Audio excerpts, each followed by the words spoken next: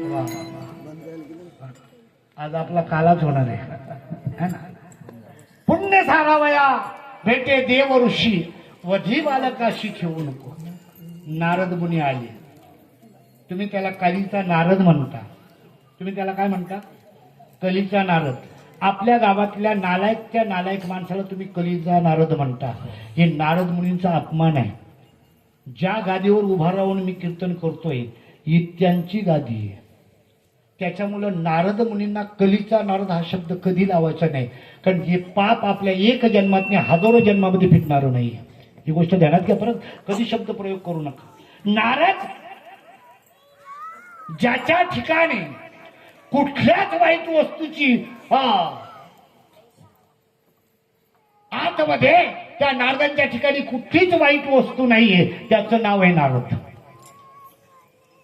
आपण जी भक्ती करतोय ना ती भक्तीच नारदांनी शिकवलेली माहिती तुम्हाला. त्याला नारद भक्ती म्हणतात. हा, आणि ती नारद भक्ती त्या नारदानं खऱ्या अर्थानं नारदांना राक्षसांच्या सभेमध्ये पण मान होता आणि देवांच्या सभेमध्ये पण होता. चांगल्या माणसांना हो हो सांगितलंय ज्ञानी सर्वत्र पूज्यते. ज्ञानी माणसं सगळीकडे पूजली जातात बरं आहे ना बाबा. ज्ञानी माणसांना सगळीकडे पूजलं जातं. अज्ञानाला इथं मानते तिथं मानणं. बऱ्याच लोकांना असं वाटतं आम्ही मोठे झालोय बरं की नाही. कावळा ना कावळा कावळा कावळा कावळा तुमच्या देवळाच्या वरच्या याच्यावर बसला कशावर कळसावर. त्याला गरुड म्हणता येईल का? नाही गरुड म्हणता येत. कावळा तो गरुड नाही होऊ शकत बरं की नाही. बगला तो राजहंस नाही होऊ शकत बरं का. त्या पद्धतीनं नारद म्हणजे हो जीवाला मोक्ष प्राप्तीकडं तुमच्या त्या राक्षसांना मोक्ष प्राप्ती प्राप्त करून देण्यासाठी प्रयत्नरत होते माहिती तुम्हाला. त्याला मोक्ष प्राप्ती व्हावी. कोणाला? कंसाला. म्हणून आले येण्यासारखं काय करतो. हा तुम्ही असं नका ना करू. हा शहाण्या माणसाने असं करू नये. काय म्हटलं? येड्याने म्हटलं त्याला मूर्खाने म्हटलं. शहाण्या माणसाने असं करू नाही. कधी पण आपण काय करतो एखादा मूर्ख असेल ना त्याला आपण मूर्ख म्हणतो म्हणून त्याला राग येतो. नारद तसे नव्हते. त्यांनी सांगितलं शहाणी माणसं असं करत नाही. कळलं का? शहाणी माणसं काय करतात हा देव आहे बनतो. त्याला जर हात सोडला ना तो पहिला जो जन्माला आलाय पाठी मागून मधला तर तोच असं असू शकतो. पहिला आलाय त्याला माहिती सोडणार आहे मला. याचं पुण्य संपत नाही तो पण देव अवतार घेऊ शकत नाही. म्हणून सांगितलं मारून टाक त्याला. परत मागवला आपटला चिंध्या उडाल्या रक्त उडालं त्या भिंतीवर मारून टाकला. अशी 6 मारली बरं की नाही. 6 ही मारत दुराचारी. हा तो 6च्या 6 मारली हो. पण ते वसुदेव असा होता ना 6च्या 6 पोरं घेऊन गेला आणि त्याच्या डोळ्यासमोर मारले बरं का. धन्य त्याचे ज्ञान न करीत शोक 6 ही मारित दुराचारी. त्याचं ज्ञान धन्य होतं. आमचं ज्ञान मी परवा बघितलं एक महाराज मी पाहिलं हो. महाराज कीर्तनकार झालता मोठा कीर्तनकार होता. लोक लय मानायची. कमरा बांधून लोकांना डोस पाजत होतो आणि त्याची पोरगी गेली कोणत्या मागं पळून बरं का. हे का सांगावं लागतं त्याचं कारण त्याची निंदा नाहीये. पोरगी पळून गेली त्याला टेन्शन झालं माल काढली दारू प्यायला लागला. काय बोलायचं लक्षण आहेत महाराजांची. याचा अर्थ असा आहे देव कळला नाही संत कळलं नाही. हा पण कमरा कशासाठी बांधल्या? पोटासाठी संत पोटासाठी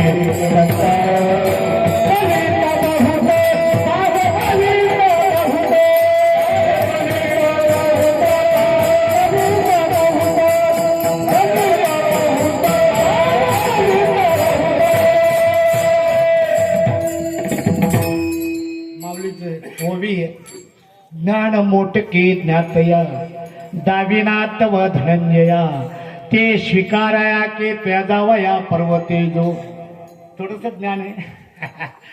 अर्ध पाणी भरलेली कळशी असली ना डुक डुक डुक डुक डुक करते, पण फुल भरलेलं असलं ना बाई अशी एकावर एक 3 भांडी अशी भरलेली असतात, पण मान हलवत नाही बघा, अशी संत चालते तसं आहे. आणि मग मारली 6च्या 6 आणि मग सांगितलं आता देवा भगवंत म्हणतात हा बलराम दादा हा आता जावा बरं तुम्ही, हा हा आता जावा. रोहिणी उदरी राहावे जाऊनी मागाने मायाशी पाठवितो. रोहिणीच्या उदरामध्ये जाऊन राहा. रोहिणी म्हणजे कोण? तर वसुदेवांची दुसरी पत्नी रोहिणी, बरं की नाही. हा तिच्या उदरामध्ये जाऊन राहा, मायेला पाठवतो. आणि मग बघितलं 7वा गर्भ दिसला दिसला दिसला आणि विरून गेला, बरं की नाही. आणि मग त्या ठिकाणी बरं का 7वा तो गर्भ योगमाया नेत आश्चर्य करीत मना माझी. 7वा गर्भ योगमायाने नेला आणि ती माया जी आहे ना ती आली. आणि मग ज्या वेळेला मुलगी झाली नवे नवे मुलगी झाली. ती अगोदर काय झालं, भगवंत त्या ठिकाणी 8वा अवतार भगवंताचा झाला, बरं की नाही. 8वा अवतार झाला, 8 वर्षाची मूर्ती. हो, ज्या वेळेला वसुदेवानं देवकी मातेकडे पाहिलं, वसुदेवांच्या अंतःकरणाचं तेज देवकी मातेच्या अंतःकरणामध्ये पोचलं आणि त्याच ठिकाणी तो गर्भ सामावला गेला. 7-9 महिने भरले आणि भगवंताचं प्रागट्यकरण झालं, बरं का. हो, अयोनी संभव नाही काही श्रमी नामयाचा धनी प्रगटला. आणि मग भगवंत 8 वर्षाची मूर्ती, हो, शंख चक्र पद्मा गदा जेवण सगळं आयुधा सहित भगवंत पुढे येऊन देवकीच्या मातेच्या उभं राहिले आणि सांगितलं आई मी आलोय बरं. बाबा बाबा पाहिलं, देवाला दोघांनी पाहिलं, निहाळलं आणि सांगितलं. देवकी माता म्हणते का अरे देवा 8 वर्षाचं पोरग कुठल्या बाईला झालंय का? 8 वर्षाचं पोरग कोणाला झालंय का? तुम्हाला सांगतो देव कधी जन्माला येत नाही, हा, आणि देव कुठेही जात नाही. देव जसा आहे तसाच आहे. 8 वर्षाची मूर्ती समोर उभी राहिल्याच्या नंतर असं कधी पाहिलं का कुठल्या बाईला? हा, आमच्या गावाला एका बाईला पोरग झालं आणि त्याला बाबा दात होते, दात होते.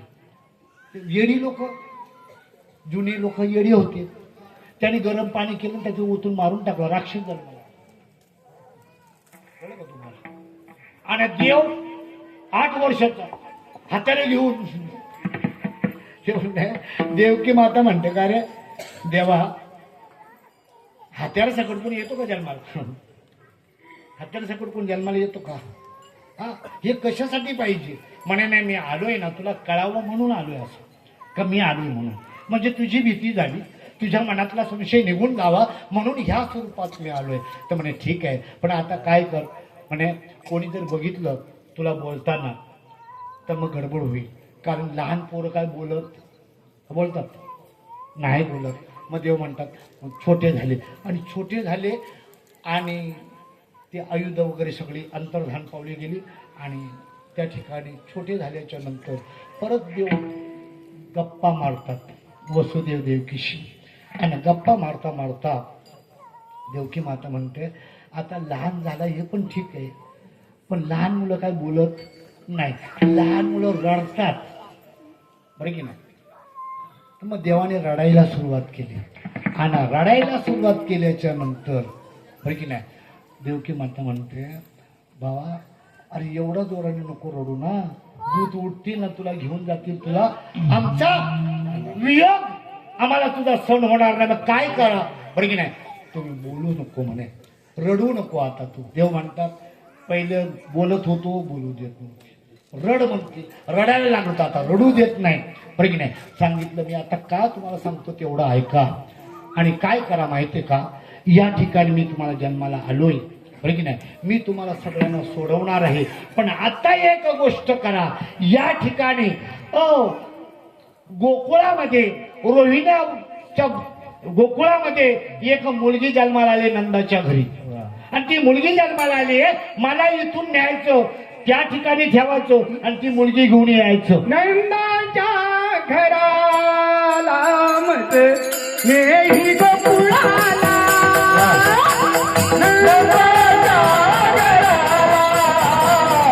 मत नेही गोकुळाला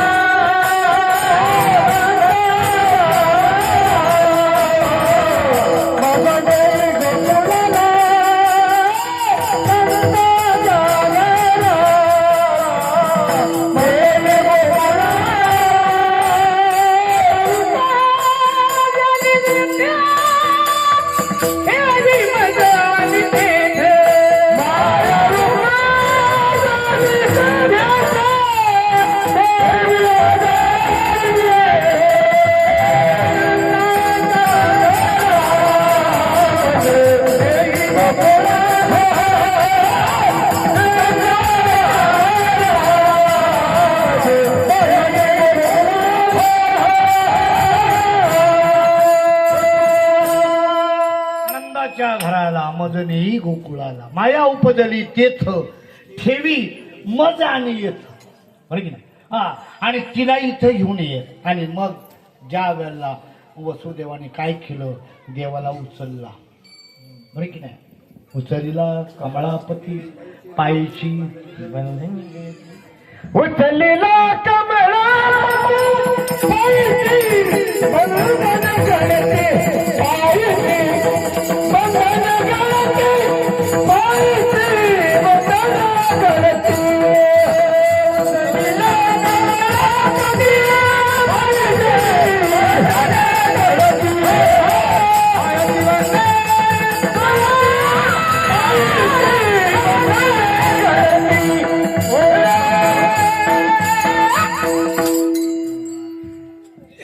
उचळीला कमळापती पायीची बंधने गळती.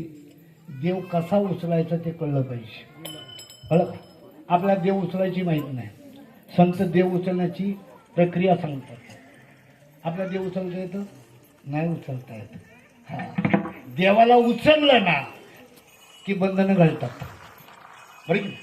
हा आपल्याला पण बंधनं आहेत पण बंधनं कधी घालतील ज्यावेळेला देव उचलायचं शिकू. हा इथून उचलायचे देवाला इथून आणि इथं न्यायची. याला देवाचं दार म्हणतात.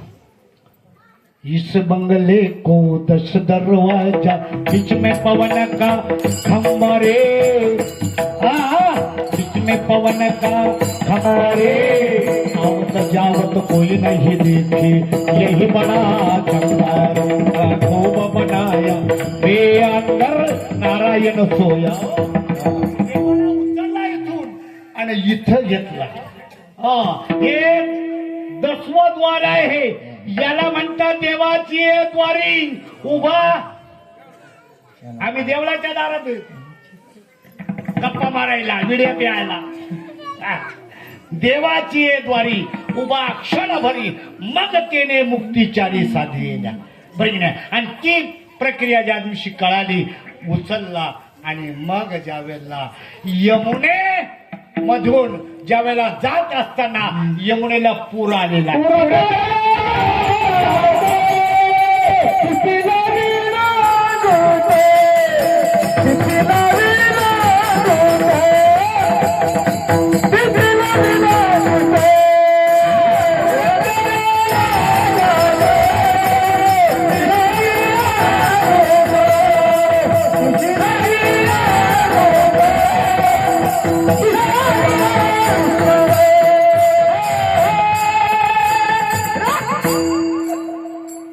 आता सुरुवात झाली कीर्तनाला.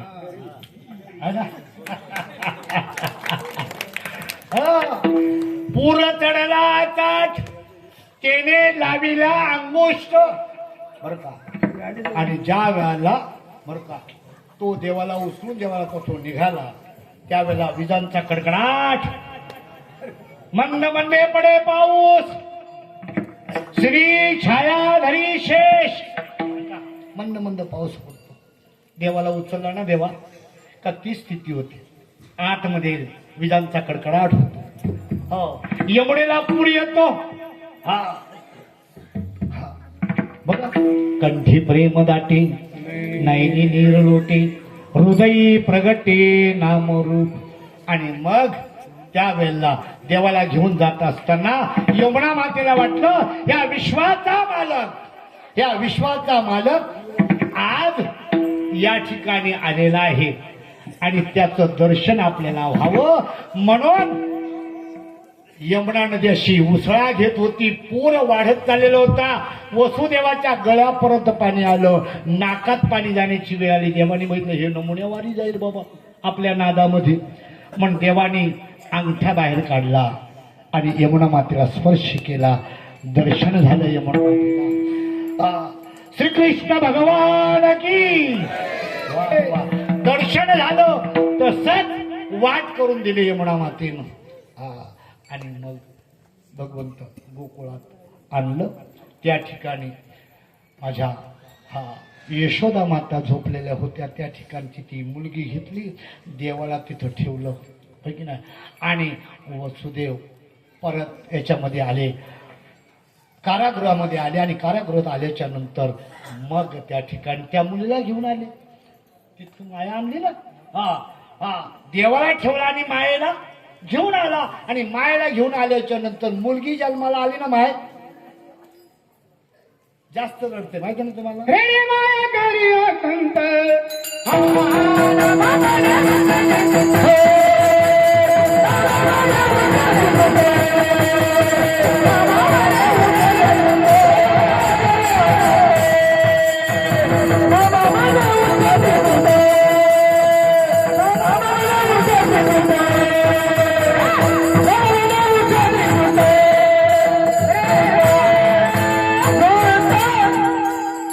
तुम्ही लोकांना चांगली आयडिया केली बरं का. कीर्तन 12:30-1ला ठेवला म्हणजे लोक जेवून येतील ना शांततेने ऐकतील. मी आषाढीला गेलो होतो. रात्री 9 वाजता कालेचं कीर्तन. होय ना बाबा. कारण म्हणजे कामावर जातात लोक सगळी बरं की.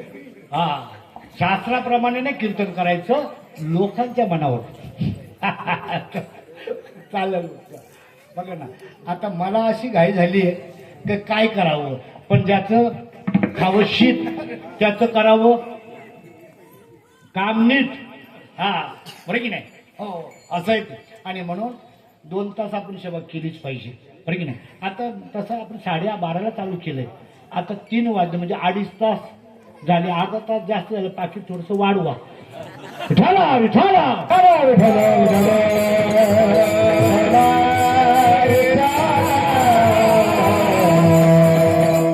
मजा सांगतो तुम्हाला. मायेची गोष्ट आहे. पोरगी जन्माला आली का रडते जास्त. पोरग करा कमी रडते बरं की नाही. माया माया. आणि गोंगाट बायाच जास्त करतात बघा तुम्ही. है ना. 10 लोक एकत्र आले ना तेवढी बडबड नाही करणार. त्या 2 जणी जरी आल्या तरी बडबड करतील. म्हणून सांगितलंय बाई म्हातारी झाली ना बाई बरं का तर तिची मान हालताना जर पाहिली ना बाबा ती अशी हालते. बाईची मान कशी हालते अशी. आणि माणूस म्हातारा झाला ना त्याची मान अशी हालते. बघा कधी पण बघा तुम्ही. म्हातारा मान हलवायला लागला तर तो अशी हलवतो. आणि म्हातारी कशामुळे माहिती तुम्हाला.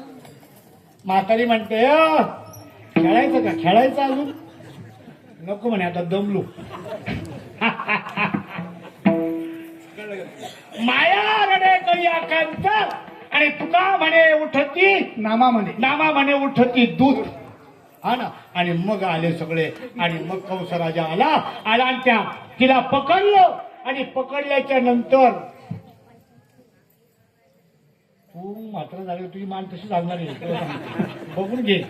आणि म्हातारीला सांगून ठेव अशी हलवू नको म्हणून. उद्या लगीन होईल ना. होईल ना. आणि लगीन झाल्याशिवाय म्हातारा कसं होईल. आता तर म्हाताऱ्यांची पण लग्न होतात भाऊ. त्याच्यात काय एवढं विशेष बरं की ना. मग आणि मग ती माया ज्यावेळेला कंसाने असे पकडले त्याच्या हातातून निसटली आणि निसटल्याच्या नंतर सांगितले तुझे लागी वधी उपदला मजाधी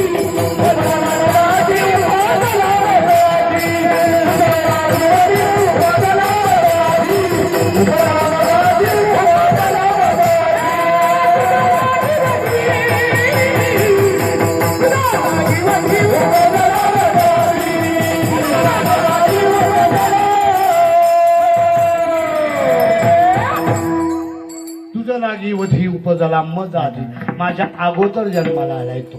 आणि मग ते ऐकल्याबरोबर ती तर गेली निघून आणि ऐकल्याबरोबर मग त्याचा अंगाचा तिलपापड झाला आणि मग त्याने सांगितलं आता हो त्याचा शोध घेतला पाहिजे बरं का. कंसाने सुद्धा देवाचा शोध घेतला मग हा आपण पण शोध घ्यायची. हा कंसाच्या मनातली तळमळ तेव्हाच संपली ज्या दिवशी देवाला शोधला. आणि मग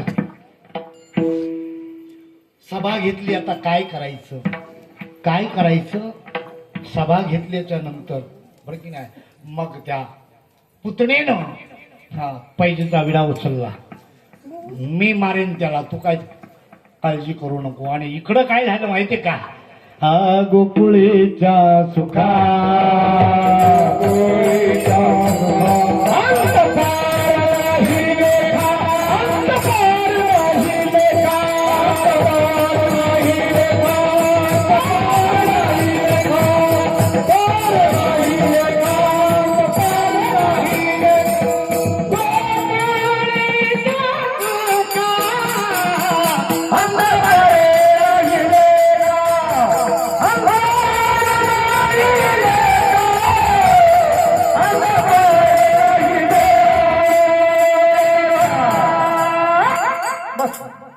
गोकुळीचा सुखा अंत पार नाही लेख. बाळकृष्णानंदा घरी आनंदल्यानं मुडिया तोरणी करीती कथा गाती गाणे एक धावे एकी पुढे एक वाटी सुंटवडे बरं की नाही. हा अशा पद्धतीचं त्या ठिकाणी आनंद उत्सव चाललेला आहे. आणि इकडं शोकसभा चालू आहे काय करावं आता पुढे.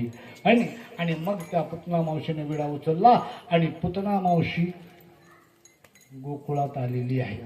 हो त्या दिवशी जेवढी ह्या 10 दिवसाच्या आत जेवढी मुलं जन्माला आलेली आहेत तेवढ्यांना मारायचं.